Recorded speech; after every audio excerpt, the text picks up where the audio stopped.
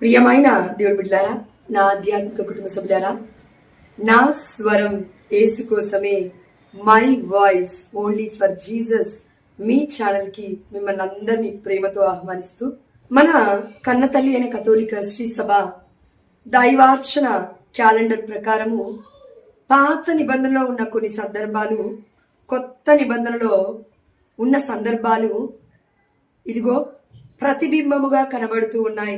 అది మనందరికీ తెలుసండి. అయితే ఈ రెండిటితో పాటు శామ్ అంటే కీర్తనలు కూడా మనం చదువుతూ ఉంటాము దివ్య బలి పూజలో. ఇది మనందరికీ కొత్త ఏం కాదండి.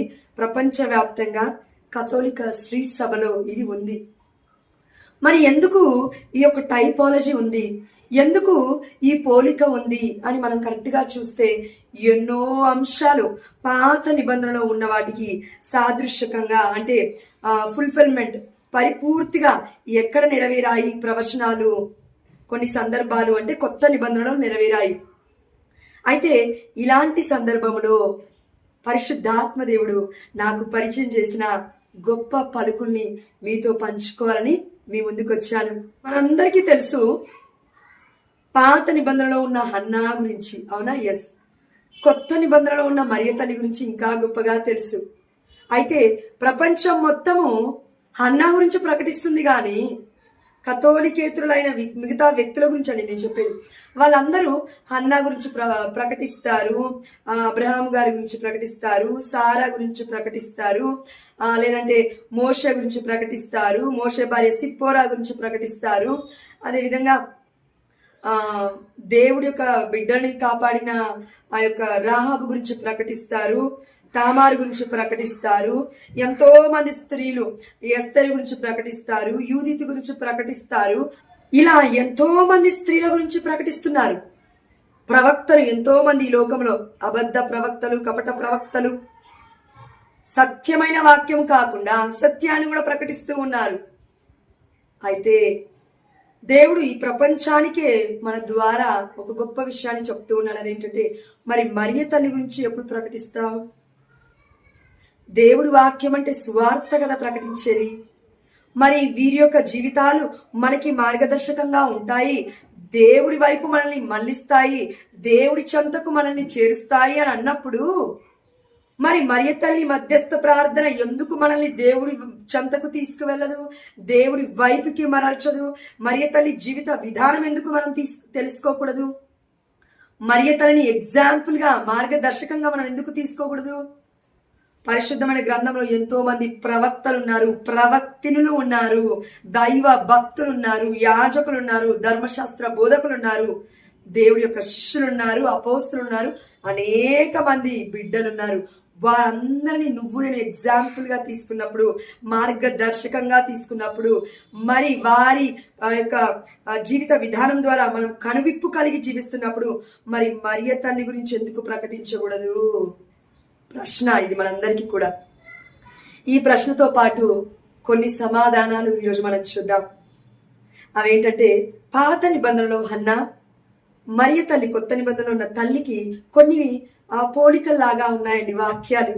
అవి మీతో ముచ్చటించడానికి మీ ముందుకు వచ్చాను. అయితే దీన్ని మనం ఏమంటామంటే టైపాలజీ అంటాము. అంటే రెండింటిని కంపేర్ చేసి చూసుకోవడం అనమాట వాక్యాలను. సమూయేలు మొదటి గ్రంథము 1వ అధ్యాయము 9వ వచనంలో అన్న ప్రార్థిస్తూ ఉంది, సంతానం లేదని. మనందరికీ తెలుసు కదా. ఎస్. ఆ సమయంలో ఏలి అనే యాజకుడు మందిరము దగ్గర ప్రత్యక్ష గుడారము చెంత కూర్చొని ఉన్నాడు. అదే సమయంలో అక్కడికి వచ్చిన ఇదిగో అన్న వెళ్తూ ఉంది. ప్రత్యక్ష గుడారంలోకి ఆనాడు స్త్రీలు వెళ్ళకూడదండి, అది అపరిశుద్ధంగా వాళ్ళు పరిగణిస్తూ ఉంటారు. ఎందుకంటే స్త్రీలకి మంత్లీ ఉంటుంది కాబట్టి, పీరియడ్స్ లాగా.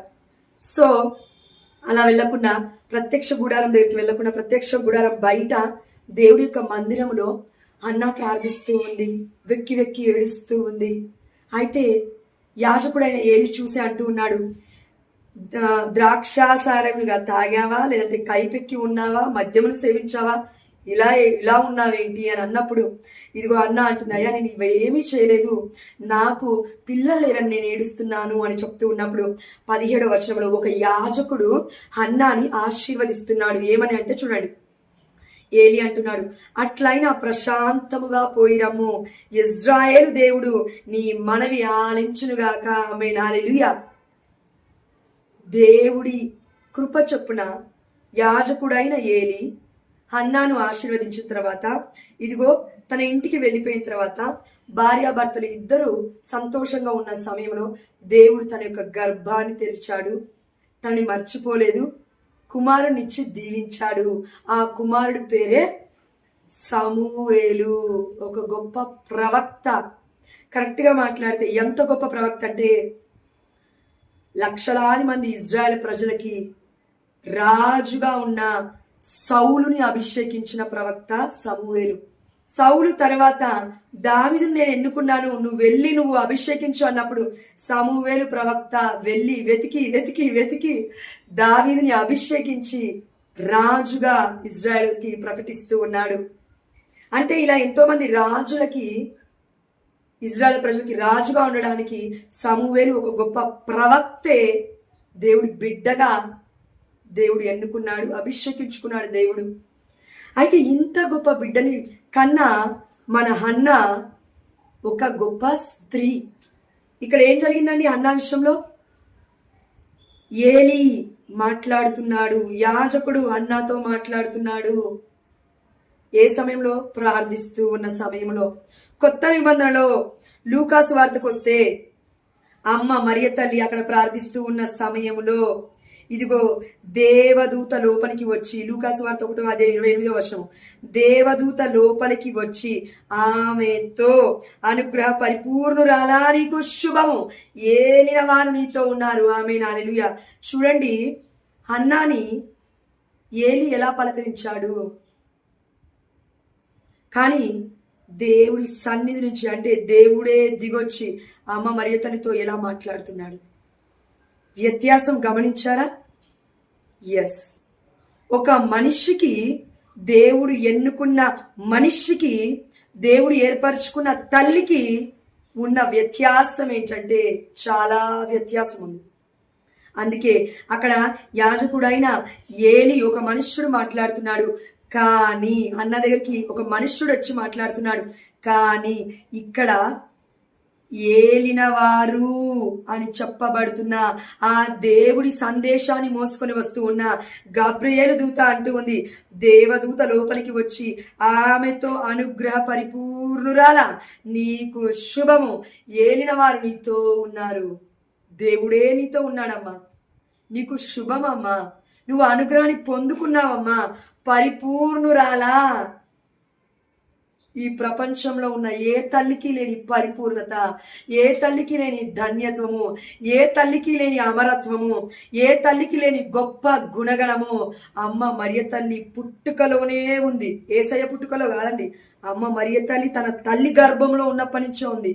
అందుకే అనుగ్రహ పరిపూర్ణురాల. ఇది ఆలోచించండి. అక్కడ ఏలి మాట్లాడుతున్నాడు, కానీ అక్కడ మానవ మాత్రుడైన ఏలి పర్యావక్షణం మాట్లాడుతూ ఉన్నాడు. కానీ ఇక్కడ ఏలిన వారే, దేవుడే మరియ తల్లితో మాట్లాడుతున్నాడు. దేవుడు దూత వచ్చింది ఎందుకండి? దేవుడు మాటలు చెప్పడానికి, అంటే దేవుడి యొక్క మెసేజ్ని ఇవ్వడానికి, సందేశాన్ని ఇవ్వడానికి. అంటే దేవుడే అంటున్నాడు, ఏలిన వారు నీతో ఉన్నారు, నేను నీతో ఉన్నానమ్మా అని. మొట్టమొదటి అంశం అండి. అక్కడ హన్న సమూయేలు ప్రవక్తకి జన్మనిస్తే, ఇక్కడ మరియ తల్లి ఆ దేవాది దేవుడి యొక్క కుమారుడికి, అంటే దేవుడికే జన్మనిచ్చింది. అందుకే మన కన్నతలైన కథోలిక శ్రీ సభ ఇలా ప్రకటిస్తూ ఉంది, మరియ తల్లి యెహోవా తండ్రికి ముద్దు బిడ్డ, ఏకైక పుత్రిక, పరిశుద్ధురాలు, యేసుప్రభువు వారికి తల్లి, దేవుడి తల్లి. లూకాసు వార్త 1:43. పరిశుద్ధాత్మ దేవుడికి ప్రియురాలు అని ప్రకటిస్తూ ఉంది మన కన్నతల్లి కథోలిక శ్రీ సభ. ఎందుకంటే అమ్మలో పాపమే లేదు, శాపమే లేదు, ఏ కలంకమే లేదు, ఏ పాపము అమ్మ ఎరగదు, జన్మ పాపము కూడా లేదు అని అర్థము. కాబట్టి ఇది మొట్టమొదటి పోలిక. రెండవది మనం చూసుకుంటే అండి, ఇక్కడ సమూయేలు ఎవరు అనంటే ఒక ప్రవక్త. అయితే రాజులకి అభిషేకాన్ని ఇస్తూ ఉన్నాడు. కానీ అమ్మ మరియ తల్లి ఎవరు అనంటే సామాన్యురాలు కాదు, ఆ దేవుడి యొక్క పుత్రిక, ఆ పుత్రికకి ఒక పుత్రుడు పుడుతూ ఉన్నాడు. ఆ పుత్రుడు పేరు యేసు, పవిత్ర శిశువు అని పరిశుద్ధాత్మ దేవుడు మనకి వాక్య పరిచయ ద్వారా పరిచయం చేస్తూ ఉన్నాడు. అయితే యేసు ప్రభువారు ఎవరు అంటే సమూవేలు వలె రాజులకి అభిషేకం ఇచ్చుటకు కాదు, రాజులకి రాజుగా, ప్రభులకి ప్రభువుగా, ఈ సామ్రాజ్యానికి, ప్రపంచానికి, ముల్లోకాలకే దేవుడిగా ఉదయించాడు. మరియ తల్లి గర్భము ద్వారా, ఆ తల్లి గుణగణము ద్వారా దేవుడు ఉదయించాడు. పవిత్రతని పుంజుకొని పుట్టి ఉన్నాడు. తల్లి రక్తపు ముద్దలో తన శరీరం ఏర్పడింది. తల్లి అణువణువులో రక్త ప్రసరణలో తన మాంసంలో మాంసపు ముద్దగా యేసుప్రభువు వారు అయ్యారు. అందుకే ఇదిగో అక్కడ ఏలి అంటున్నాడు, మత్తెక్కి ఉన్నావా, మద్యములో ఉన్నావా అని. కానీ ఇక్కడ గాబ్రియేలు దూత ఏమంటున్నాడు, అనుగ్రహ పరిపూర్ణురాలా నీకు శుభము. మానవ ఆలోచనలకి దైవ ఆలోచనలకి ఎంత వ్యత్యాసమో చూడండి. అందుకే పరిశుద్ధమైన తల్లి గురించి ఆలోచించాలంటే పరిశుద్ధాత్మ దేవుడి యొక్క సహాయం ఎంతో అవసరం. నా ఆలోచనలు సరిపోవు తల్లి గురించి ఆలోచించడానికి. It's beyond our thoughts. మరియ తల్లి మన ఆలోచనకి మించిన ఒక అతీతమైన దేవుని శక్తి ఆ అమ్మ. కానీ దేవుడి తర్వాతే, ఇది మనం గుర్తుపెట్టుకోవాలి. ఇది రెండవది అయిపోయిందండి. ఎస్. మూడవది, ఇప్పుడు మామూలుగా మనం అందరము మాట్లాడుతూ ఉన్నప్పుడు ఏమంటామంటే, ఇదిగో హన్నా సమూయేలుకి జన్మనిచ్చింది అని ఉంటూ ఉంటాము. కానీ మరియ తల్లి గురించి మాట్లాడేటప్పుడు మాత్రము దేవుడికి జన్మనిచ్చిన తల్లి, యేసు ప్రభుల వారి యొక్క రక్తములో, ఇదిగో నిష్కలంకమైన మన తండ్రిలో ఏ పాపము లేదు కాబట్టి ఈ ప్రపంచానికి ఒక రక్షణ వచ్చింది తన రక్తము చిందించడం ద్వారా. అదేవిధంగా ఆ తల్లిలో ఎలాంటి అపవిత్రత లేదు కాబట్టి ఆ తల్లిని మనం ఏమంటున్నాం అంటే నిష్కలంక మాత అని.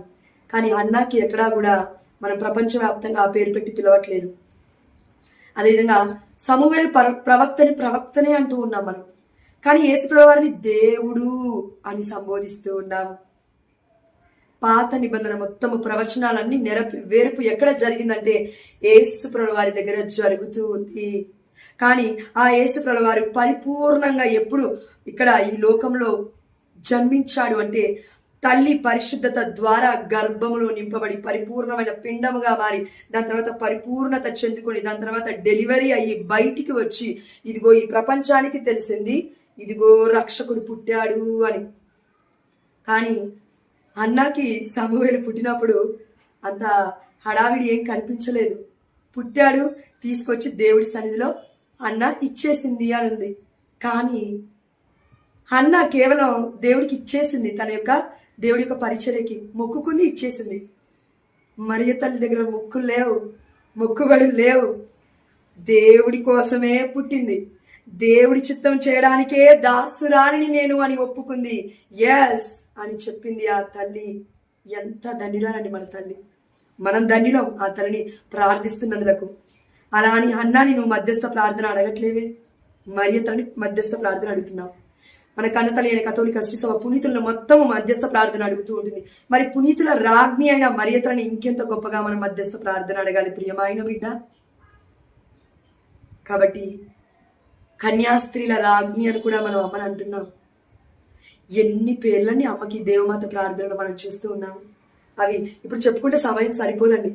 అదేవిధంగా మనకి సమూయేలు 2వ అధ్యాయము 1వ వచనంలో చూడండి, అన్న ఇట్లు ప్రార్థించెను, నా హృదయము ప్రభువునందు ఆనందించుచున్నది.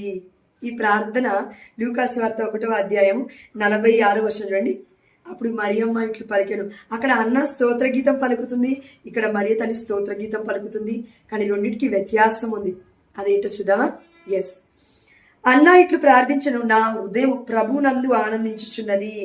నేను బలాతిశయముతో ప్రభువునందు సంతోషించదను. నేను శత్రువును అపసహించదను. ప్రభు నేను నీ రక్షణను గాంచి సంతోషించదను. ఇక్కడ మరియ తల్లి చూడండి ఎలా స్తోత్ర గీతం పాడుతుందో. నా హృదయము ప్రభువుని స్తుతించుచున్నది, నా రక్షకుడగు దేవుని యందు నా ఆత్మ ఆనందించుచున్నది. ఏలయన ఆయన తన దాసురాలి దీనావస్థను కటాక్షించను. ఇక నుండి తరతరముల వారు నన్ను ధన్యురాలని పిలిచెదరు. ఆమేన్, హల్లెలూయా. ఇక్కడ ఈ వాక్యాలలో అన్న ప్రార్థనలో, అన్న స్తుతి గీతంలో ఎక్కడా కూడా అన్న నన్ను తరతరముల వారు ధన్యురాలంటారు అని లేదు. కానీ మరియ తల్లి స్తుతి గీతంలో తరతరముల వారు నన్ను ధన్యురాలని పిలుస్తారు అని. ఎందుకు అంటే పరిశుద్ధమైన గ్రంథము ఎవరి ప్రేరణ చేత రాయబడింది అంటే పరిశుద్ధాత్మ ప్రేరణ చేత రాయబడింది. కాబట్టి పరిశుద్ధాత్మ దేవుడు మనకి చెప్తూ ఉన్నాడు ప్రియమైన బిడ్డ. అదేవిధంగా సమూయేలు మొదటి గ్రంథం 2వ అధ్యాయం 8వ వచనం చూడండి. దరిద్రులను నేల మీద నుండి లేవనెత్తి బిచ్చగాండ్రలు పెంట ప్రోగుల మీద నుండి పైకి లేపును, దేవుడి యొక్క కృప. అదేవిధంగా లూకాసు వార్త 1వ అధ్యాయం 52వ వచనం చూడండి. అధిపతులను ఆసనముల నుండి పడద్రోసి దీనులను లేవనెత్తును. ఆమేన్, హల్లెలూయా. అమ్మ మరియ తల్లి ఎవరు? దీనురాలు, దాసురాలు, దేవుడి బిడ్డ అని ఒప్పుకుంది. కాబట్టి ఎత్తాడు దేవుడు పరలోక రాజ్యం మొత్తం మారు మ్రోగేలాగున పరలోక భూలోక రాజ్ఞిగా ఆత్మ శరీరములతో అమ్మ మరియ తల్లి పరలోక రాజ్యానికి ఆ దేవాది దేవుడు దేవదూతల సమూహంతో కూలిపోయాడు అని దర్శన గ్రంథం 12వ అధ్యాయంలో మనం చూస్తూ ఉన్నాము. ఆ తల్లి యొక్క దర్శన రూపం. కాబట్టి తల్లి, మన మరియ తల్లి ధన్యురాలు. ఆ తల్లిని ఒప్పుకొని ప్రార్థించిన వాళ్ళం కూడా ధన్యులమే అవుతాం. ఎవరైతే మరియ తల్లిని వేరుగా మాట్లాడుతారో అండి, నిజంగా చెప్తున్నాను, దేవుడు చెప్పమంటూ ఉన్నాడు, మీరు ఎంత జీవించినా వ్యర్థమే మీ జీవితం. దేవుడి సత్యమైన వాక్యం అర్థం కాకపోతే. ఎందుకంటే చూడండి, మనకి సమూయేలు మొదటి గ్రంథం 2వ అధ్యాయం 21వ వచనం నుంచి చదువుతాను చూడండి. యావే అనుగ్రహము వలన అంటే అన్న ఏం చేసింది? సమూయేలుని దేవాలయంలో ఇచ్చేసింది. దాని తర్వాత దేవుడు ఏం చేస్తున్నాడో చూడండి. యావే అనుగ్రహం వలన అన్న మరలా 3 మగబిడ్డలకు 2 ఆడబిడ్డలను కనెను. చూడండి, 3 2 5. ఎవరు? సమూయేలు ప్రవక్త కాకుండా అన్న 5 పిల్లలకి మళ్ళీ జన్మనిచ్చింది. కానీ ఎక్కడా కూడా మరియ తల్లి యేసుప్రభుల వారి తర్వాత ఇంతమంది పిల్లలకి జన్మనిచ్చింది అనే వాక్యం ఎక్కడా లేదు. ఇక్కడ వాక్యం రాసింది పరిశుద్ధాత్మ దేవుడే అయినప్పుడు మరి ఇక్కడ వాక్యం రాసింది కూడా పరిశుద్ధాత్మ దేవుడే కదా. మరి ఎందుకు ఆ వ్యత్యాసాన్ని కనుక్కోలేకపోతున్నా ప్రియమైన బిడ్డ? మనలో చాలా మంది ఏమంటామంటే డైరెక్ట్ వర్డ్ నేను చూపిస్తే నమ్ముతాను. ఇక్కడ డైరెక్ట్ వర్డ్ ఎక్కడా లేదు. మరియ తల్లికి పిల్లలున్నారు అని ఎక్కడా లేదు. ఇది బైబిల్ ఒరిజినల్ లాంగ్వేజ్ నుంచి వస్తూ ఉంటే ఎన్నో డిఫరెంట్ లాంగ్వేజ్లకి ట్రాన్స్లేట్ అయ్యింది కాబట్టి, తర్జుమా చేయబడింది కాబట్టి, ఒరిజినల్ లాంగ్వేజ్ నీకు తెలియదు కాబట్టి, Greek, Hebrew, Aramaic you don't know, నీకు తెలియదు ఆ భాష. మొట్టమొదటిగా పరిశుద్ధమైన గ్రంథం వచ్చినప్పుడు ఆ గ్రంథాన్ని దగ్గరికి వెళ్ళి చదివి అర్థం చేసుకుని అప్పుడు మాట్లాడు. మరియ తల్లి గురించి నేను అప్పుడు ఒప్పుకుంటాను. నేను ఒప్పుకున్నా, తండ్రి దేవుడు ఒప్పుకోడండి. తల్లి పరిశుద్ధత మనకు అర్థం కావట్లేదని దేవుడు మొత్తుకుంటున్నాడు చాలా రోజుల నుంచి. ఎందుకంటే నన్ను మహిమపరిచిన వాళ్ళని నేను మహిమపరుస్తాను, నన్ను గణపరిచిన వాళ్ళని నేను గణపరుస్తాను. కేవలం ఎక్కడెక్కడో తిరుక్కుంటూ స్టేజ్ల మీద ప్రసంగాలు చెప్పుకుంటూ నువ్వు నేను గొప్పోలం అనుకుంటే మరి ఆ దేవాది దేవుడి యొక్క కృపను పొందుకొని ఆ తల్లి ఆ దేవుడి కుమారుడికే జన్మనిస్తే ఎందుకు అనవసరమైన మాటలు మాట్లాడుతూ ఉన్నారు? మరి తల్లి అరటి తొక్క వంటిదని, గుడ్డు పొట్టి వంటిదని ఎందుకు అంటున్నారు? అనవసరంగా మాట్లాడద్దు. మీరు అవుతారు గుడ్డు పొట్టి వంటి వాళ్ళు, మీరు అవుతారు అరటి తొక్క వంటి వాళ్ళు, అంతకన్నా హీనంగా. సారీ అండి, ఇలా మాట్లాడుతున్నాను, తప్పుగా అనుకోకండి. నా తల్లి మీద నాకు చాలా ప్రేమ, గౌరవం, అధికమైన గౌరవం. మీ తల్లిని అంటే మీరు పడతారా? లేదు కదా. మరి దేవుడి తల్లిని అంటే ఎందుకు పడాలి? పడద్దు. అందుకే దేవుడు చెప్తున్నాడండి, నా తల్లి తరముల వారు ధన్యురాని పిలుస్తారు. ఆమేన్, హల్లెలూయా. అదేవిధంగా సమూయేలు మొదటి అధ్యాయము 24వ వచనంలో మనం చూస్తే అండి, పాలు మానిపించిన తర్వాత అన్న ఏం చేస్తుందో చూడండి. అన్న బాలును తీసుకొని 3 ఏండ్ల కోడె దూడను తోలించుకొని తూమెడి పిండితో తిత్తడు ద్రాక్ష రసముతో షిలోలోని యావే మందిరమునకు వచ్చెను. బాలుడు ఇంకను పసివాడు. అచ్చట దూడను వధించి బలి సమర్పించిన పిదప అన్న బాలుని వెంటబెట్టుకొని ఏలీ వద్దకు వచ్చెను. అక్కడ దూడని ఇస్తూ ఉంది బలిగా. అదేవిధంగా చూడండి, ఒక తిత్తడు ద్రాక్ష రసముతో తూమెడు పిండితో వెళ్తుంది. పిండి అంటే ఇక్కడ రొట్టెకి సాదృశ్యంగా ఉంది. ద్రాక్ష రసము అంటే మనందరికీ తెలుసు, ఈనాడు దివ్యమైన బలి విందులో మనం చూస్తున్నాము. యేసుప్రభుల వారు శరీర రక్తాలుగా మారుతూ ఉన్నాడు. ఇక్కడ పిండి, అదేవిధంగా ద్రాక్ష రసము. అయితే ఇక్కడ వాటితో పాటు తన పసి పిల్లవాడిని తీసుకొచ్చి హన్నా సమూవేలుని ఇచ్చేస్తూ ఉంది ఏలి పర్యవేక్షణలో ఉన్న దేవుడి యొక్క మందిరములో. కానీ మరియ తల్లి అలా కాదండి, దేవుడి చిత్తానికి కంప్లీట్ గా ఇచ్చేసింది. ఇచ్చిన తర్వాత ఏమవుతుంది, ఈ ప్రపంచానికే ఆ దేవుడు రొట్టై ఉన్నాడు, ఈ ప్రపంచానికే ద్రాక్ష రసము ఇదిగో రక్తముగా మారేలాగున ఆ దైవత్వము మనందరిలోకి వస్తూ ఉంది. డివినిటీ, దైవత్వం కలిగిన ఆ దేవుడు ఇక్కడ రొట్టె, ఇక్కడ ద్రాక్షరసం మనకు కనబడుతుంది. కానీ కొత్త నిబంధనకు వచ్చేసరికి అమ్మ మరియ తల్లి గర్భంలో ఉండిన రక్తము, ఆ యొక్క మాంసపు ముద్ద బయటికి వచ్చిన తర్వాత పెరిగి 33.5 ఏళ్లకి ఇదిగో యేసుప్రభువు వారు బలి అవుతున్నారు. ఆ శరీరానికి రొట్టె అని, ఆ దేవుడి యొక్క దివ్యమైన శరీరాన్ని మనం భుజిస్తూ ఉన్నాము దివ్య సప్రసాద రూపముగా. అదేవిధంగా దివ్య రక్తాన్ని మనం పానము చేస్తూ ఉన్నాము. అంటే ఆ శరీరము, ఆ రక్తము పవిత్రమైనది, పరిశుద్ధమైనది, నిష్కలంకమైనది. ఈ రక్తము, ఈ శరీరము ఎక్కడి నుంచి వచ్చింది అని చూస్తే మరియ తల్లి గర్భము నుండి వచ్చింది. అందుకే పరిశుద్ధమైన తల్లి అని అంటున్నాము. దేవుడు అతి పరిశుద్ధుడు, మరియ తల్లి అతి పరిశుద్ధురాలకే పరిశుద్ధురాలు. కాబట్టి మన దేవాతి దేవుడైన యేసుప్రభువు వారిని ఇదిగో యెషయా గ్రంథంలో, దర్శన గ్రంథంలో దేవదూతలు ఎలా ఆరాధిస్తున్నారంటే పరిశుద్ధులు పరిశుద్ధులు, మీరే పరిశుద్ధులు, త్రికాల స్థితుడు అని. అయితే ఆ గొప్ప పరిశుద్ధుని కన్నా మన మరియ తల్లి అతి పరిశుద్ధురాలు అని మన కన్నతల్లిన కథోలిక శ్రీ సభ పరమ రహస్యముగా ప్రకటిస్తూ ఉంది. ఎందుకంటే అతి పరిశుద్ధమైన గర్భము నుండే పరిశుద్ధుడు ఉద్భవించాడు. ఆమేన్, హల్లెలూయా. అప్పుడే ఆ రక్తానికి, అప్పుడే ఆ దేహానికి స్వస్థత చేకూర్చే శక్తి ఉంటుంది. అద్భుతమైన, ఆశ్చర్యకరమైన ఇదిగో క్రియలను చేసే గొప్ప అమూల్యమైన సందేశము అందులో ఏదో దాగి ఉంది. అదే దైవత్వం. అమ్మ ద్వారా, దేవుడి ద్వారా మనలోకి ఏమొస్తుందంటే దైవత్వం వస్తూ ఉంది.